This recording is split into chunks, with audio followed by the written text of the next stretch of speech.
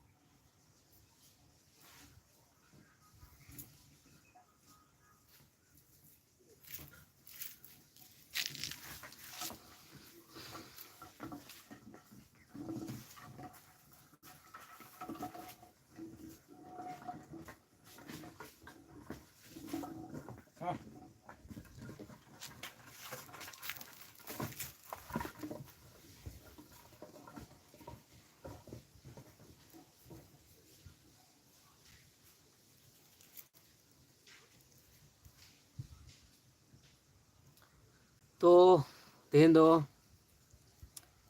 जहाँ ऑलचिकी से ऑलचिकी वर्सेस देवनागरी जहाँ डिफरेंस चे मेना ऑलचिकी और देवनागरी रे चे डिफरेंस पार्थक्य मेना ओकाटा सोरेस गया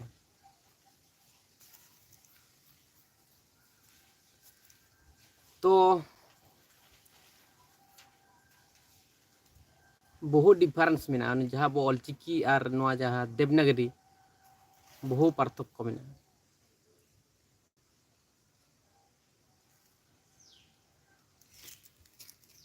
पार्थक्य दो जेमन मिट्टेन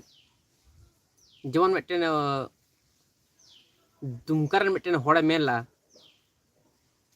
जे दा दो चेका करते बन हरते तो लेते ऑलचिकी तो बांग गानो मेने थे दा जहाँ आवाज जहाँ शब्द तो बांग गानो मेने थे तो ना ऑलचिकी जुदी बन नेला दा उद आ और ओ दा हुयुग कना और जुदी देवनागरी ते जुदी बन नेला द आ और ग चे हुयुग कना दाग दाग हुयुग कना ताहले उनका के आरो अडी रकम अब जहाँ आवाज मेना तबना तो सनाम आवाज दो बाय दाड़े देवनागरी लिपि तेदो बाय दाड़ेया जेमन मेना तबना साज सुज हो ओना जिनिस तेहो बाय दाड़ेया साज सुज चिक्का है देवनागरी ते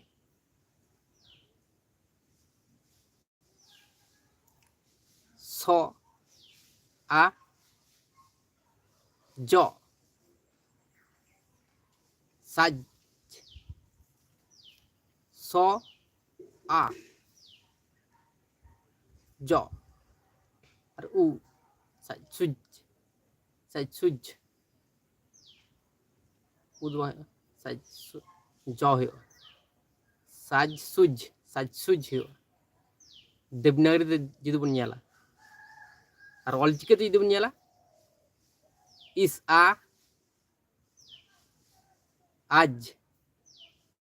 आज तो आज इस आ आज साज इस उ और आज साज सुज तो उनका के आरो आयमा उनकाना मेना जेमन एनेज सिरिंग एनेज एनेज देवनागरी ते गानो से रोमान ते गानो से इंग्लिश ते गानो से बांग्ला ते हो बांग गानो एनेज से एनेज बांग्ला ते जुदी नेला एनेज हुआ एनेज से एनेज एनेज हो एनेज एनेज दो बांग हुआ देवनागरी ते हो सेम ना ते हो एनेज हुआ से एनेज हुआ किंतु एनेज दो बांग हुआ ताहले ओकाटा लिपि सोरेस तबना उनको तो उन्हें को विरोध दा किंतु ओकाटा रे सोरेसा मेना उनको जहाँ को विरोध देवनागरी से ऑलचिकी को विरोध उनको तो माने पैसा टाका खातिर को विरोध दासा को रिजा मने हुयुक कना पैसा को खेलाव काट को बखान अब ऑलचिकी लिपि दो अडी सोरेसा तो भावेल कॉन्सोनेंट जहाँ मेना स्वरवर्ण व्यंजन वर्ण ओनार कारे त्रुटि को ᱧᱟᱢ दा त्रुटि दो कार मेना जेमन देवनागरी रे आ मी रकम के आवाज ई मी रकम के आवाज लेका मेना बांग्ला ते जेमन मेना ओ आ ना तो ठीक गया तबु ई ओना को चेलका मेना तको स्वरवर्ण ताहले बुझ रना मेना ताहले नुकु दो जहाँ को विरोधे ऑलचिकी लिपि उनको दो मेटन भाल्टिक रीजन से भाल्टिक फॉल्ट बांग उदुग दाड़े मेटन भाल्टिक त्रुटि बांग उदुग दाड़े कना आंखांग के को विरोध को धुराव कना तो नोंकाव कना अब हालात तो अड्डी होड़ अड्डी रकम को लेदा नितो मार्केट रे से सोशल मीडिया रे हेज कते किंतु क्षति दो कोया हुयुक कना अब गेतो हुयुक कना उनको तो माने अब संतार दो अड्डी दुर्बल को मने का अपना ले दो जे नुकु तो बोका चुदाव गया को उनको तो मिसाल चबा कर हांते नाते कन्वर्ट चबा कना को ताला नितो समय फायदा कडी लूट में तो नका मिटन अवस्था रे मन हेज कना नितो जहाँ को दुर्बल को नेले बना को थी हटो बन कना को चला कना तो नका मिटन सिचुएशन हेज कना तो ओना खातिर मेना तीस बन सुधरवा से तीस बन अब गलती बन बुझ तबना से उरुम तबना का करे फॉल्ट होकना का करे दुर्बल पॉइंट को मेना तबना चे खातिर अब रिस्पेक्ट से सम्मान मांग को आबन कना संताड़ कना बन सनाम जाति खुना अब सरस जाति से अब दाड़ियान जाति कना बन किंतु नितो रिस्पेक्ट से सम्मान बनु तबना चिदा अब दुर्बल पॉइंट दो का को कना नवा को बड़ा लगती तबना तो जहाँ ऑलचिकी से देवनागरी दुबन नेला जुदी आको देवनागरी के त्रुटि नेमा तो देवनागरी रे ᱟᱹᱰᱤ ᱨᱚᱠᱚᱢᱟᱜ ᱛᱨᱩᱴᱤ ᱧᱟᱢᱚᱜᱼᱟ, ᱠᱤᱱᱛᱩ ᱟᱵᱚᱣᱟᱜ ᱚᱞᱪᱤᱠᱤ ᱨᱮᱫᱚ ᱢᱤᱫᱴᱟᱝ ᱛᱨᱩᱴᱤ ᱫᱚ ᱞᱮᱠᱟᱱᱟᱜ ᱫᱚ ᱵᱟᱢ ᱧᱟᱢᱫᱟ। ᱡᱟᱦᱟᱸ ᱞᱮᱠᱟᱱᱟᱜ ᱜᱮ ᱟᱣᱟᱡᱽ ᱦᱩᱭ ᱮᱱ ᱡᱷᱚᱛᱚ ᱨᱚᱠᱚᱢᱟᱜ ᱚᱞ ᱫᱟᱲᱮᱭᱟᱜᱼᱟ, आवाज उडुक हचो दाड़े, किंतु देवनागरी से इंग्लिश से रोमान ओना को बाज टिक्का एम दाड़े नंबर 1 रे मेना ऑलचिकी लिपि जुदी बन नेला अब जाचा एकते जुदी बन नेला नंबर 1 रैंक रे मेना अब ऑलचिकी लिपि। तो आले उनते दो खाचे हड़ को सेड़ा काते ऑलचिकी लिपि तो नितो दो खना दो बांग अडी खाचे दिन खना को पहिल खना को सेड़ा कातले मास्टर को चेकडी कातले तो उनका लेकान हड़ को मेना को ताले उनको तीसरो त्रुटि बांग को ᱧᱟᱢ ला तो आले फैमिली रेन के 4 हड़ गान मेना को ताले उनको कॉलेज को पढ़ा किदा को मास्टर को चेकडी किदा को ताल तखन त्रुटि बांग को ᱧᱟम ला तहे नितो त्रुटि को ᱧᱟᱢ दा नुको फालतू जिनिस नुआ को फालतू को मेटन को झमेला को सृष्टि किदा उना लहा जेमन धर्म कोड निये झमेला टेन सृष्टि लेना धर्म कोड निये झमेला चाबायना नितो आरो लिपि निये झमेला मेटा आरो सृष्टि किदा लिपि निये जहा तर्क बितर्क ना तो पहिल हो ताहे कन गया लहा को विरोध ला थे आरो निये बार आरो नेलो कना जे विरोध दा तो मेन कथा को नितो ख्रिस्टान रे खाचे को चलाव चाबा कान तबना को आबो संताड़ हपन को हानानी धर्म रे को चला कान तबना कन्फर्ट कना को हानानी धर्म रे आबो सरी छुटी उपरुम उका कान तबना बामबन आपरन बुंगा बुरु को बामबन पया नाम दाड़ा को कना सरी छुटी बुंगा बुरु दो ओकार मेना को एतो आपरन बुंगा बुरु नितुम ते हनी ने बुंगा बुरु बन देबा सबाय को माराम बुरु जहारे मोड़ा को तुडु को नितुम ते दिकु छति करन से उनका हाने ने बुंगा बुरु बन देबा सबा को कना किंतु कुकली दो आमन दोहय दा से नुकु दो पज सरी कना को से एड़ा कना को नुकु बुंगा बुरु दो रूम कते को जुकना ठीक गया किंतु कुकली दोह दो लगती कना से जाल कना बुंगा बुरु गे कुली यो सानाम के चामा अपरुम चेत आमरा नाय बाबा को कना को सानाम के चुल कना अपरुम कुली लगती कना इंदिन मेना जतो किछु जाचाय दरकार नियम मार्केट माने ओकाटा हो माने ये दो बनुआ परफेक्ट दो बनुआ चे जिनसो चावले हो नुक्लिया उंडो कना बिली हो नुक्लिया उंडो कना सानाम किछु नुक्लिया उंडो कना किंतु नियम मार्केट रे नेल गानोआ जहा दिकु छतिक लेखन दो ले दिन तो दिकु छतिक जहा उनको तो माने उनकाना को सृष्टि जहा मन हड़ा क्षति उनका लेकाना को सृष्टि बनाव दको है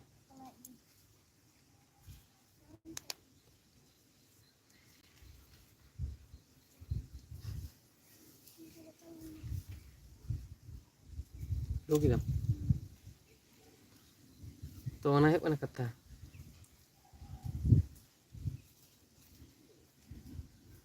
आ देवनागरी जहा लिपि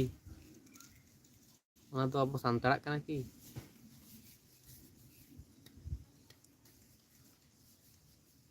तो ओना है कोना कथा सचेत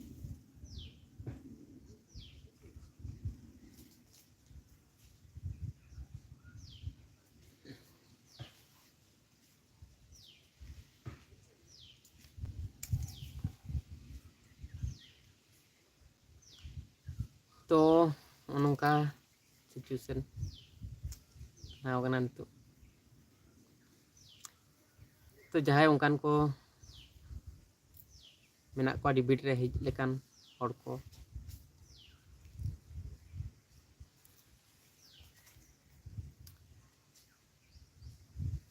डिबेट रे हिजु तोन पे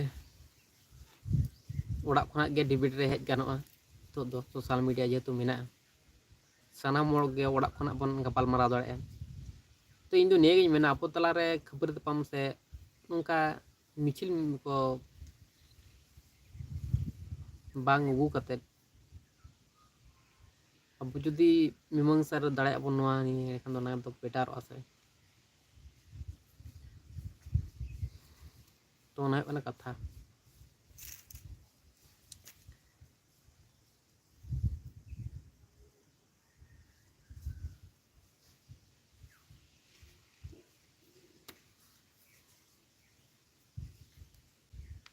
तो बांग ᱧᱟᱢᱚᱜ तो बेसी दो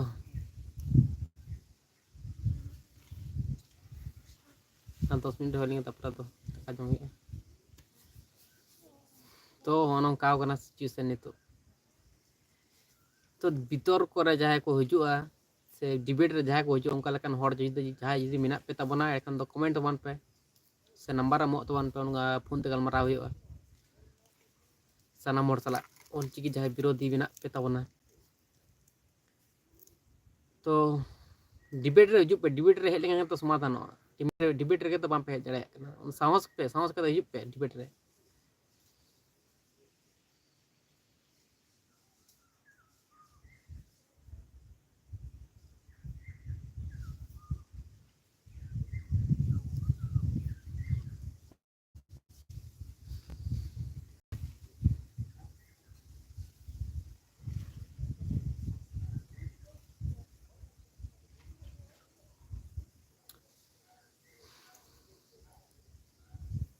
ताले नौका सिचुएशन तो मेना तो जहाँ उनका लका ऑलचिकी विरोधी मेना तबना विरोधी जहाँ को मेना को तबना तो उनको कमेंट तबन पे चेत आपे फॉल्ट मेना से माने ऑलचिकी लिपि चेत फॉल्ट मेना चेत त्रुटि पे नामदा तो जहाँ त्रुटि के प्रत्येक जे त्रुटि के तो आपे गलत साबित करना मेटेन हो सठिक भावते तो बांग होलेन तब अनसाइंटिफिक से अनसाइंटिफिक माने साइंस बनुआ उनका लेकाना पे ले चोदा जहाँ ऑलचिकी लिपि रे तो उनागिन मेना कौन चेक का काटा अनसाइंटिफिक तो करना से साइंस बनु काटा रे चे पे मेन चोदा चेत तो बांग जुतो करना ऑलचिकी लिपि तो कथा तो अब ऑलचिकी लिपि दो सनाम हड़ बन सेड़ाव कदा बन सेड़ाय मन सनाम हड़ गे नोआ दो सनाम जाति न जहाँ तीना लिपि मिना जहाँ तीना लिपि मिना जहाँ तीना नितो सेड़ाय दाबन से सेड़ा गु कदा बन अब सनाम हड़ बन सेड़ाव कदा किंतु ऑलचिकी लिपि दा डी हड़ अमन सेड़ाव कदा किंतु जतो लिपि खुना अब ऑलचिकी लिपि दो सरेस गया नोआ अब बन बुझ मान जेचाय कते बन नेल मान तो हड़ दो मेना को किंतु छुआची रोग करना जहाँ मी मेन गलत गया से खराब गया अदो उनी हो अदो ले हाँ सरी तला खराब गया और हनी हो लिया हाँ सरी खराब गया हनी हो लिया सरी खराब गया किंतु पांजा कते दो काय बांग पांजा ले सरी कना सड़िया कना निजे पांजा हो तो निजे बड़ाई हो काटा सरिया तो ना कथा तो उनका लेकिन जहाँ जुदी ऑलचिकी विरोधी मेना पे तबना कमेंट तबन पे जे नोआटा त्रुटि काना ओटा दो सरी सठिक त्रुटि काना उनका लेकिन ले तबन पे तो नंका सिचुएशन नितो अब तलारा बन खपारी तपामोग काना हिंसा हिंसी लोभ लालच रेगेड़िस तबन पेरेज चाबा काना जो जिनिस के कंट्रोल कते दोहय हुई तो रेगेड़िस हिंसा हिंसी लोभ लालच जो किछु कंट्रोल कते दोहय तो अब तलारे खबर तपाम कते तो फायदा तो बनु तो जहाँ ऑलचिकी को विरोधे उनको तो निश्चय जहाँ फायदा को नाम दा खातिर को विरोध दा को जहाँ तो प्रॉफिट तो को नाम दा को तो कटी जुदी पैसा को नाम ओना तेगे तो को विरोध को छुटे वो सोड़े जुदी को जम चो को सनाम हड़ आपे आतु ले जम चो पे सोड़े चलो ताले विरोध पे चो ओना सोड़े को जम चो को पार बढ़तीन तको आदो विरोध को धुरव को तो ओनका सिचुएशन तो नितो दा अब हालात तो उनका चाबाव कन तबना रेंगे नाचार चाबाव कना बन कंगाल चाबाव कना बन हड़ को तो ओना खातिर के समाज निये उना बन बामबन उयर दड़े कना उयर कते बामबन चा हमन चिक दड़े कना कारण दो रेंगे कते मेना माने निजेर संसार के चिकदम चलाव संसारम चलाव से आम दिसमम नेला उनका मिटन परिस्थिति रे बन हेज कना तो उन्हें कथा ठीक है ताले तेना वीडियो तो धीबे के तकना नेक्स्ट वीडियो रो नेपामा तो उनकान को जहाँ ऑलचिकी विरोधी को मेना तबन पे तबना फोन तबन पे गलमाराव हुआ ओका त्रुटि पे नामे तबना ठीक है ताले चलो ताले तेना वीडियो तो धीबे के तकना नेक्स्ट वीडियो बन जमा चलो।